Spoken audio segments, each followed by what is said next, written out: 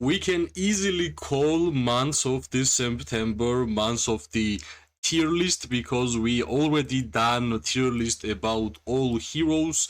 We already done tier list about artifacts, and of course a lot of people have different opinions regarding generally the tier list, and all I can say that everybody has their own gameplay. And yeah, what's next is tier list, of course, about war pits, right? Because I think tier list of war pits I have done like just couple of times, maybe once, and this one might be the second time. So let's not waste too much time, and let's just dive in terms of tier list, right? As always, we have S plus, S, A, B, and C tiers, right? And of course, throughout my more like close to 900 days of gameplay, I will share my opinions about every single one of them. And of course, as always, a lot of people will have different opinions, but that's nice because that's what makes this game so good, right?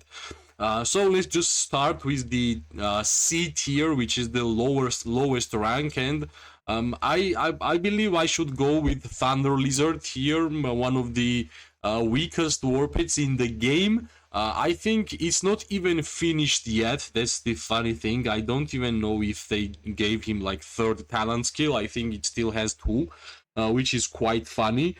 Basically, this war pit is not even finished. That's what I'm trying to say, and yeah, we should put it here.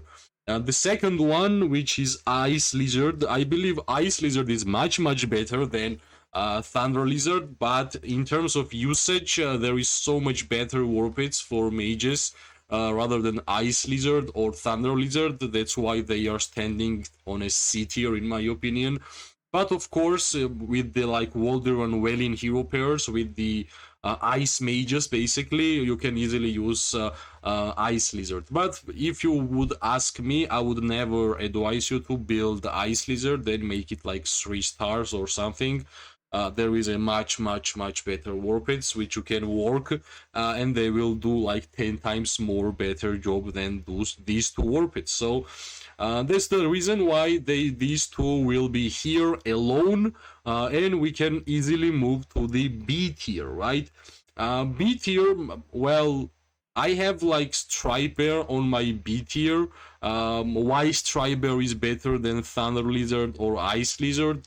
Well, generally because I believe healing is quite good, and HP increases is quite good in Call of Dragons, and I believe Striper will have lot more usage rather than Thunder Lizard and Ice Lizard in the game, right? Simply because like since Magrat and Zaida came out of the game and introduced the power of healing, almost every single troop type is getting healing. Right now we have Kuma as a new infantry hero, and Kuma also has some kind of healing in its play kit. So Striper should be here, right? Also in my B tier there is another warped which is slight worse, which is Frostbear. I believe because of the Frostbear's play style, uh, because you have to like break the shield in order to utilize the talent skill, and also not only because of the skill, I believe for infantry heroes there is such an amazing amount of warpits which we can choose. That's why they are just standing on a B tier, just because of the competition, in my opinion, right? And yeah, competition in Call of Dragons might be rough because every single new warpit seems like the best one. But yes, since we are just playing the game, we understood that newest ones are not really the best ones, right? You just have to understand the whole point of warpits. Yeah, I believe that's my B tier, these two warpits, same as like C tier. Now we're gonna move in A tier, more respectable warpits in my opinion.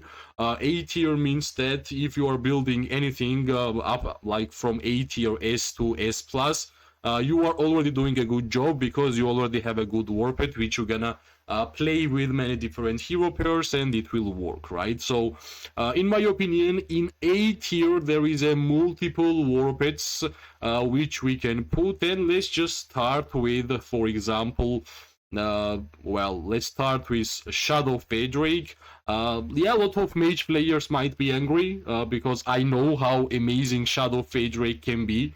We can easily put Shadow Fade to S tier because of the captive buff and how much skill damage increase you are getting from this Warped. But let's start with Shadow Fade on A tier because you still have to do something to make it happen, like a captive system feature inside the skill. So let's just start on Shadow Fade on A tier.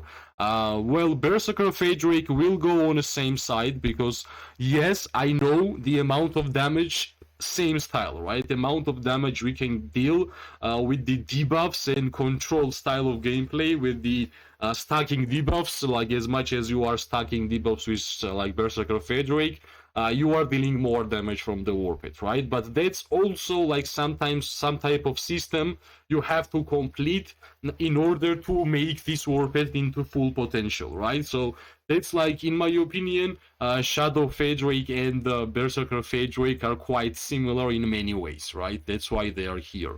Also, I believe Snow Peak Rock will be here for sure because defense breaks energy. But I believe Snow Peak Rock is even better than these two because even if you won't gonna do the defense breaks energy with Snow Peak Rock, you still get physical attack bonus, which is quite a lot. Especially in late game, if you have 3-star concentration, you can easily get 4 or 5% physical attack bonus. That's why they have like same style. You have to do something to make it happen. But Snow Peak Rock has basically additional stat bonus, which is physical attack, then that's amazing for archers, right? So I believe Snow Peak Rock is quite better than Shadow Fade and Berserker Fade. I know a lot of people will say different, but yeah, that's my opinion, okay? Yeah. So, well, Venomous Lizard should be here. I believe Venomous Lizard has way more usage than Stripe Bear or Frost Bear for sure. Like basically more of a beginners. Even right now myself, I don't put too much attention in terms of infantry warpeds and infantry heroes in general. I just play the game, but like a lot of even Kraken players, even free-to-play players, because it's not that hard to build it, right? It's a basic warped.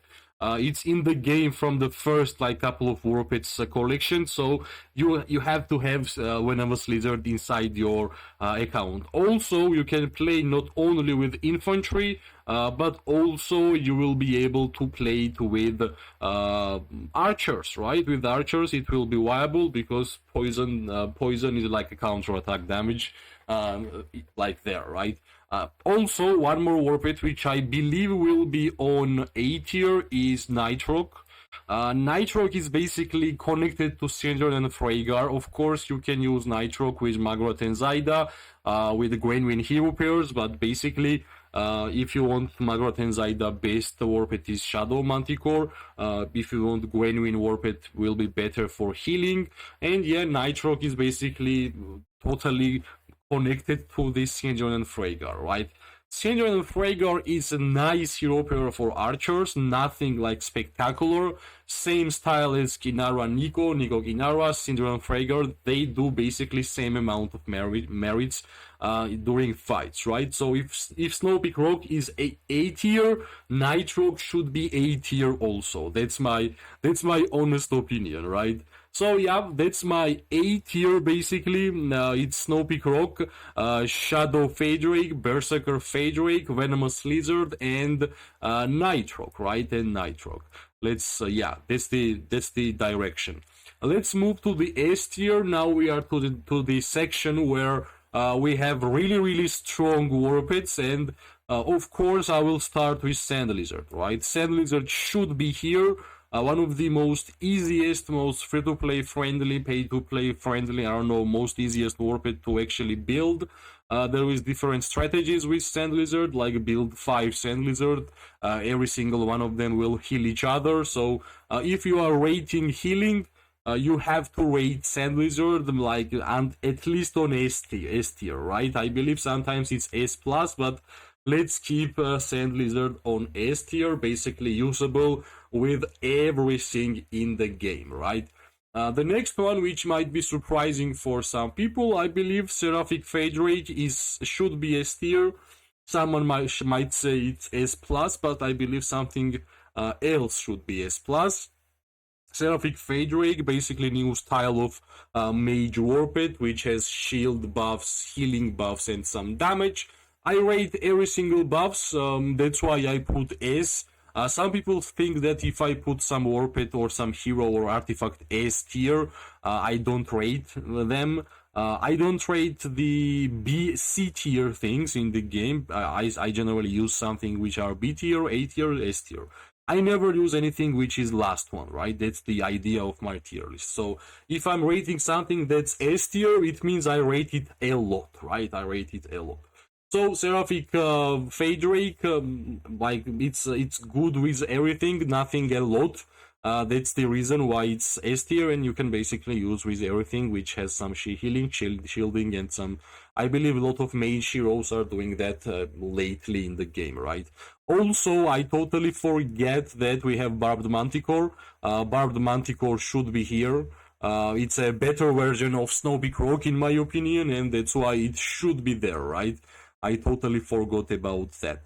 The next one, which we're gonna move to the S tier, is Golden Rock, right? The Golden Rock, the first cavalry warped in Call of Dragons, and I guess why it's S tier, because we can easily put Golden Rock in S plus, because Golden Rock can be used in every single cavalry hero pair in the game, which we have right now, right? So that's really nice. That's really nice. We can easily put Golden Rock in S tier, but yeah, let's keep Golden Rock on best S tier warped right now in the game, right? Like let's continue like this. The next one, which we can easily move forward, of course, the Warhound, right? Warhound, which is one of the new warpeds for the cavalry players, and basically, I could easily put Warhound here, A tier, right? Because I believe if Golden Rock is S tier, Warhound should be A tier. That's my honest opinion. That's why we are going like this, right? So I believe I can go easily with S plus tier, and on the S plus tier, I always start with Moonbear, the best warped for rallying. Every single Kraken will rate this warped if you are the rally leader or garrison leader, or generally you enjoy that type of gameplay, you have to have strong Moonbear, right? Another warped, which is Bruin Bear, perfect warped for Goresh and Skogul, and we all know how long it have been that Goresh and Skogul have been famous, and if you have 3-star Bruin Bear, congrats, you are doing amazing, right? The best warped for mages, still Sapphire Fade. If you want to deal a lot of damage with mages from warped section, Sapphire Fade should be there. Still most usage, easily. I believe it's still better than Seraphic Fade, but yeah, like in some cases, of course, Seraphic is nice, but yeah, don't underrate Sapphire Fade because it deals damage to multiple targets and deals quite a lot, right? Shadow Manticore, the best warped for archers, for the best archer hero pair still in the game, which is Magrot and Zaida, and of course, if you are archer player, having Shadow Manticore 3-star is kinda must. The amount of damage you're gonna increase and some healing is simply spectacular. Blade Manticore, the most damage dealer warped for cavalry heroes, and I believe best warped for the Urag. And if I believe that Urag is S plus tier cavalry hero, one of the best, if not the best, I should rate Blade Manticore in the same tier. That's why Blade Manticore should be on S plus. I believe that's the highest amount of damage you can deal from the warped.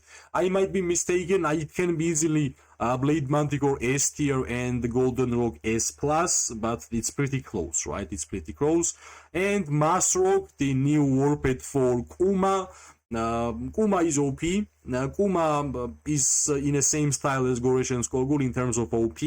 I have been saying it for a long time, and the healing and everything what is connected to healing into the open field PvP is just too great, right? And that's why Masrock should be here, like even somewhere here, right? Yeah, like something like this, something like this. Yeah, so that's like my tier list. You might say some warpeds can be S, some warpeds can go S plus. Like we can easily go Golden Rock exchange to Blade Manticore. Nothing really will change. But yeah, I believe this should be the warped tier list in my opinion throughout my gameplay, and I use most of these warpeds inside the game. If not use, I do help a lot of players. I have seen a lot of reports. I have been part of a lot of PvP in Call of Dragons, and not only from other reports, from myself, like sometimes enemy has such a good warped, you have to analyze everything, right? So basically, if you are building warpeds from A tier, like A tier, S, and S plus, you are doing amazing job, right? My advice would be to not build stuff from B and C tier. Building means like investing your saved up legendary tokens or even investing money. Just don't go for B and C tier. Anything after A, S, and S plus, you will use them and they will do its job, right? And they will be good in their job. So that's the reasons in general, the tier list which I'm making for Call of Dragons in September, I guess. We have done like heroes, we have done warpeds right now, and we have also done the cavalry, the artifacts, right? I guess warped and like in general tier list story will be over. Hopefully we're gonna get some new mage heroes soon, and hopefully those mage heroes will be good, right? Of course, as always, share your thoughts about the tier list. And tell me which are your favorite warpeds in the game, right? And as always, if you liked the video, press like, subscribe, share. It always gives me more and more motivation to make more content for this game. I wish everybody amazing day, morning, and night. We are going to see each other really, really soon. Bye bye and good luck.